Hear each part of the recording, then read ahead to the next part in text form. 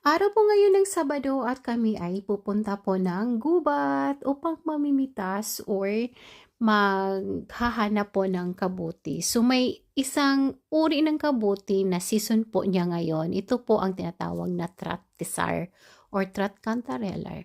So nakakain po ito at maaari din po itong mabibili sa mga grocery stores dito. Kaya lang medyo may kamahalan na po. So pag pumunta po kayo sa forest or sa kagubatan, free lang po ito na mapipitas. Yeah, so season po niya ngayon. At ang isa na ito na yellow ang kulay, hindi po siya nakakain. Nagagandahan lang po ako dito kaya binidyohan ko or pinipicturan ko siya. Yan, maganda. Taran! So ito po yung araw ko.